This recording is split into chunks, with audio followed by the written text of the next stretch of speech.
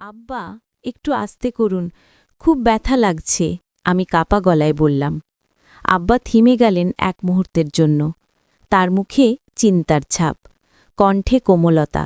বৌমা, ভয় পেও না, কাজটা একটু কঠিন, কিন্তু এটা শেষ হলেই তোমার ব্যথা কমে যাবে।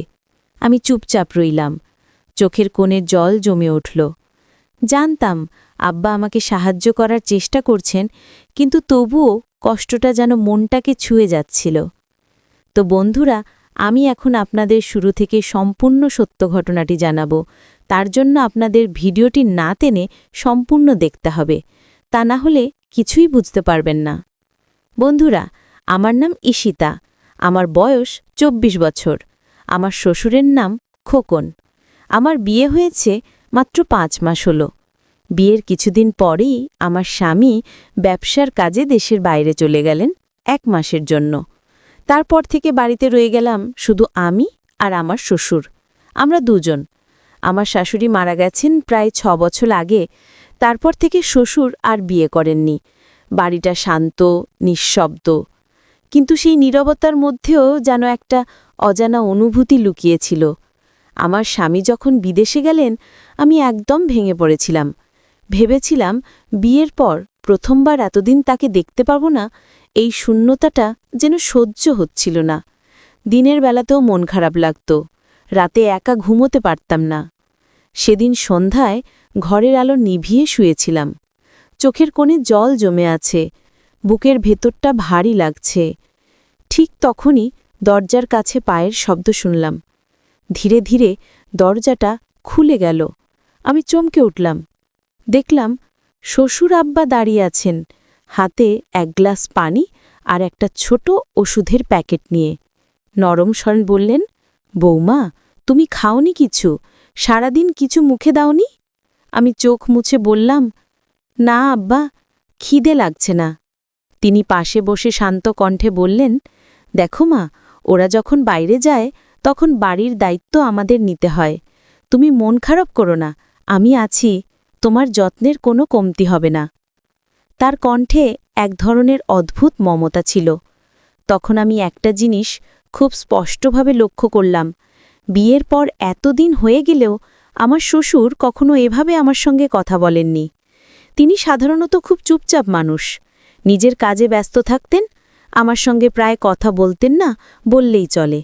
সকালে উঠতেন, পত্রিকা পড়তেন, তারপর নাস্তা করে নিজের ঘরে চলে যেতেন। আমি চেষ্টা করতাম সাধারণভাবে কথা বলতে, কিন্তু তিনি শুধু ছোট ছোট উত্তর দিতেন, হ্যাঁ, না, ঠিক আছে, এর বেশি কিছু না। অথচ সেদিন যেন তিনি একেবারে অন্য রকম হয়ে গেলেন। তার চোখে ছিল এক ধরনের কোমলতা, কণ্ঠে অচেনা উষ্ণতা। সেই মুহূর্তে মনে হচ্ছিল যেন তিনি অনেকটা বদলে গেছেন। আমি অবাক হয়ে তাকিয়েছিলাম তার দিকে। ভাবছিলাম, এই মানুষটা এতদিন এত নির্লিপ্ত ছিলেন, হঠাৎ আজ কেন এত যত্নশীল হয়ে উঠলেন? তার কথাগুলো শুনে ভালো লাগছিল, কিন্তু মনটা অদ্ভুত এক অস্থিরতায় ভরে যাচ্ছিল। যেন কোনো অজানা কিছু ঘটতে যাচ্ছি, যার আভাস তখনই টের পাচ্ছিলাম, কিন্তু ঠিক বোঝার মতো করে ধরতে পারছিলাম না। বাড়ির নীরব পরিবেশের ভেতর যেন এক অদ্ভুত নিঃশব্দ চাপা উত্তেজনা ঘুরপাক খাচ্ছিল। ওই রাতের পর থেকে সবকিছু যেন ধীরে ধীরে বদলে যেতে লাগল। শ্বশুর আব্বা আগের মতো নির্লিপ্ত থাকতেন না। সকালে ঘুম থেকে উঠলে জিজ্ঞাসা করতেন, বৌমা, ঘুম হয়েছে? দুপুরে খেতে বসলে নিজে হাতে ভাত তুলে দিতেন, এইটা নাও মা, একটু বেশি খাও। তার এই আচরণে প্রথমে অবাক হতাম, তারপর ধীরে ধীরে অভ্যস্ত হয়ে গেলাম। কিন্তু মনের ভেতর একটা প্রশ্ন ঘুরে বেড়াত, এই হঠাৎ পরিবর্তনের কারণটা কি? পরের দিন বিকেলে বৃষ্টি পড়ছিল। আমি বারান্দায় বসে আকাশের দিকে তাকিয়েছিলাম। হালকা ঠান্ডা হাওয়ায় চুলগুলো এলোমেলো হয়ে যাচ্ছিল। ঠিক তখনই পেছন থেকে ধীরে ধীরে একটা চাদর এসে জড়িয়ে গেল আমার কাঁধে। আমি চমকে তাকালাম, দেখি শ্বশুর আব্বা দাঁড়িয়ে আছেন। বললেন, ঠান্ডা লাগবে বৌমা, ভিজে যেও না। তার কণ্ঠটা নরম, কিন্তু সেই নরমতার ভিতরেও যেন কিছু একটা ছিল যেটা বোঝা যায় না, তবুও অনুভব করা যায়। আমি কিচ্ছু বলিনি, শুধু মাথা নিচু করে বসে রইলাম। বাইরে বৃষ্টি ঝরছিল আর ভেতরে যেন অজানা কিছু গড়ে উঠছিল, যেটা হয়তো বলা যায় না, কিন্তু যেটা অনুভব করা বন্ধ করা যায় না। সেই দিনটার পর থেকে শ্বশুরাব্বার আচরণ আরও অদ্ভুত হতে লাগল। আগে তিনি শুধু প্রয়োজনের কথাই বলতেন, এখন প্রায়ই আমার আশেপাশে থাকতেন। কখনো রান্নাঘরে এসে জিজ্ঞেস করতেন, বৌমা কিছু লাগবে?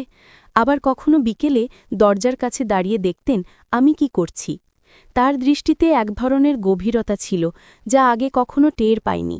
প্রথমে ভেবেছিলাম হয়তো তিনি একা থাকেন বলে একটু স্নেহ দেখাচ্ছেন, কিন্তু ধীরে ধীরে সেই স্নেহের ভেতরে যেন অন্যরকম কিছু মিশে যাচ্ছিল। রাতে ঘুমাতে গেলে দরজার ওপাশে পায়ের শব্দ শুনতাম, মৃদু কিন্তু স্পষ্ট। মনে হতো কেউ যেন দরজার কাছেই দাঁড়িয়ে আছে, নিঃশব্দে। একদিন রাতে হঠাৎ ঘুম ভেঙে গেল। দেখি দরজার নিচ দিয়ে হালকা আলো আসছে। আমি ধীরে ধীরে উঠে দরজার কাছে গেলাম। কাঁপা হাতে দরজাটা সামান্য ফাঁক করতেই দেখি আব্বা বসে আছেন সোফায়, আমার ঘরের দিকেই তাকিয়ে। আলোটা তার মুখে পড়ছিল, চোখ দুটো গভীর, চিন্তামগ্ন। আমার বুক ধকধক করতে লাগল। দরজাটা আস্তে করে বন্ধ করে দিলাম। সেই রাতটার পর আমি আর স্বাভাবিক থাকতে পারিনি।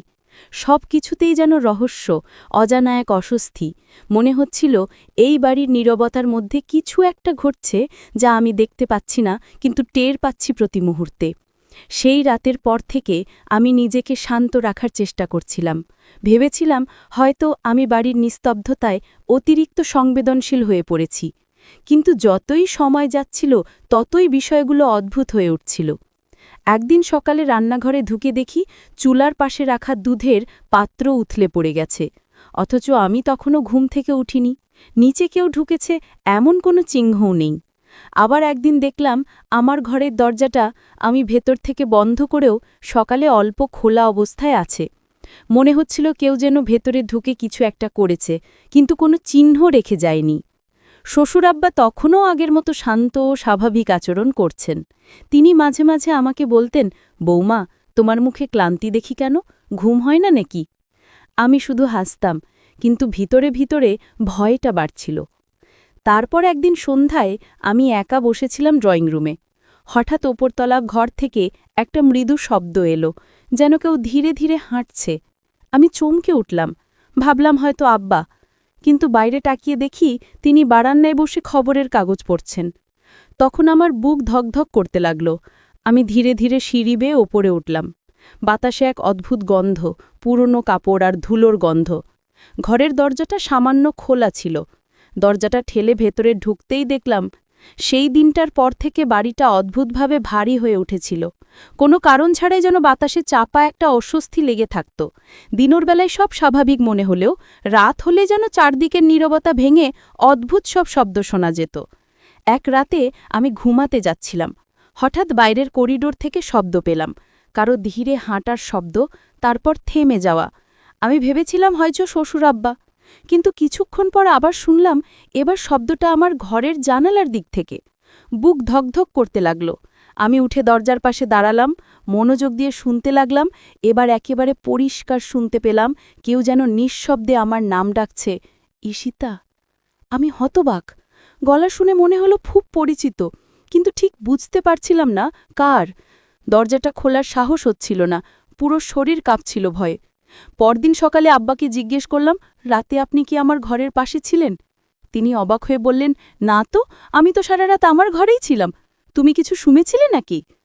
আমি কিছু বলিনি, শুধু মাথা নেড়ে চলে গেলাম, কিন্তু মনের ভেতরে একটা ঝড় বইছিল। রাতে শোনা সেই কণ্ঠটা কার? এরপর থেকে প্রতিদিন রাতে কিছু না কিছু ঘটতে লাগল। কখনো দরজা হালকা দুলে ওঠে, কখনো ঘরের বাতি নিজে নিজে নিভে যায়। আমি প্রথমে ভেবেছিলাম হয়তো ঘরে কোনো বিদ্যুৎ সমস্যা, কিন্তু একদিন এমন কিছু ঘটল যা আমাকে বিশ্বাস করিয়ে দিল এই বাড়িতে শুধু আমি আর আব্বা নই, আরও কেউ আছে। সেই রাতে আমি বিছানায় শুয়েছিলাম, জানালাটা অল্প খোলা ছিল। হঠাৎ এক দমকা হাওয়া এসে পর্দাটা উড়িয়ে দিল। আমি চোখ খুলেই দেখি জানালার ধারে কেউ দাঁড়িয়ে। মুখ দেখা যাচ্ছিল না, কিন্তু ছায়াটা স্পষ্ট। আমি চিৎকার করে উঠতেই ছায়াটা এক ঝটকায় অদৃশ্য হয়ে গেল। আব্বা দৌড়ে এলেন। কি হয়েছে বৌমা? আমি কাঁপা গলায় বললাম, জানালার পাশে কেউ ছিল। তিনি বাইরে তাকিয়ে দেখলেন, তারপর শান্ত গলায় বললেন, ওদিকে কেউ নেই, হয়তো ভুল দেখেছ। কিন্তু আমি জানতাম আমি ভুল দেখিনি, সেই ছায়াটা বাস্তব ছিল। সেই রাতের ঘটনাটা আমাকে একদম ভিতর থেকে নাড়িয়ে দিয়েছিল। সকালে অনেক ভেবেছি, হয়তো চোখের ভুল, হয়তো ছায়া দেখেছি। কিন্তু যতবার চোখ বন্ধ করি, জানালার ধারে দাঁড়িয়ে থাকা সেই অবয়বটা বারবার ভেসে ওঠে মনে। তার পরের দিন থেকে আমি আমার শ্বশুরের দিকে একটু অন্যভাবে তাকাতে শুরু করলাম। অদ্ভুতভাবে তার চোখের দৃষ্টি, হাঁটার ভঙ্গি, সবকিছুতে যেন কিছু মিল পাচ্ছিলাম সেই রাতের ছায়াটার সঙ্গে। কখনো মনে হতো তিনি কিছু লুকাচ্ছেন, আবার কখনো ভাবতাম হয়তো আমারই ভুল ধারণা। একদিন বিকেলে আব্বা বারান্দায় বসে চা খাচ্ছিলেন। আমি রান্নাঘর থেকে বেরিয়ে দেখলাম বাতাসে হালকা আলো পড়েছে। তার মুখটা অদ্ভুত লাগছে। সেই মুহূর্তে মনে হল এই মুখটাই তো আমি দেখেছিলাম জানালার পাশে। আমার বুকটা কেঁপে উঠল। আমি কিছু না বলে ভেতরে চলে এলাম, কিন্তু মন শান্ত হচ্ছিল না। রাতে আবার হালকা শব্দ হল, একইভাবে, ধীরে ধীরে, ঠিক জানালার দিক থেকে। আমি চাদর মুড়ি দিয়ে শুয়ে রইলাম, সাহস হচ্ছিল না তাকাতে। শব্দটা থেমে গেল কিছুক্ষণ পর, কিন্তু হঠাৎ করেই খুব নিচু স্বরে সেই একই গলা, ঈশিতা। আমি বিছানা থেকে উঠে দরজার ফাঁক দিয়ে তাকালাম। বাইরে কেউ নেই, কিন্তু আলো নিভে গেল এক মুহূর্তে। আমি জানতাম এইবার যা দেখছি বা শুনছি সেটা কল্পনা নয়। আমার মনে হচ্ছিল কেউ যেন আমাকে বোঝাতে চাইছে কিছু, কিন্তু কে আর কেন? সবচেয়ে ভয়ঙ্কর ব্যাপার হল আমার মনের গভীর একটা অজানা অনুভূতি তৈরি হচ্ছিল। যে ছায়াটা আমি দেখেছিলাম সেটি আমার শ্বশুর নয়, কিন্তু তার সঙ্গে কোনো এক অদ্ভুত মিল রয়েছে। যেন তার চেনা গন্ধ, তার চলার ছন্দ, কিন্তু মুখটা একদম অপরিচিত।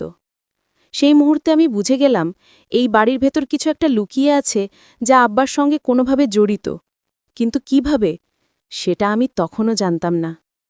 সেই রাত্রার পর থেকে আমি আর শান্তিতে থাকতে পারছিলাম না। ঘরের প্রতিটি কোণ, প্রতিটি শব্দ যেন আমার ভেতরের ভয়টাকে নাড়া দিচ্ছিল। আব্বা আগের মতোই শান্তস্বরে কথা বলতেন, কিন্তু তার চোখে যেন অন্য কিছু ছিল, অচেনা, গভীর আর ভয়ানকভাবেই চেনা। একদিন সকালে আমি রান্নাঘরে ছিলাম। তিনি এসে পেছন থেকে বললেন, বৌমা, আমি তোমার জন্য চা বানিয়ে এনেছি। আমি চমকে তাকালাম। বললাম, আব্বা, আপনি তো কখনো চা বানান না। তিনি মৃদু হেসে বললেন, আজ মন চাইল। চায়ের কাপটা হাতে নিতেই আমার বুকের ভেতর একটা কাঁপুনি উঠল। তার কণ্ঠে, তার হাসিতে অদ্ভুত এক মিল ছিল। তো বন্ধুরা, এই গল্পটি কিন্তু এখানেই শেষ নয়। এই গল্পটির দ্বিতীয় পর্ব রয়েছে। যদি আপনারা দ্বিতীয় পর্ব পেতে চান তাহলে অবশ্যই এই চ্যানেলটি সাবস্ক্রাইব করে পাশে থাকা অল নোটিফিকেশন অন করে রাখবেন।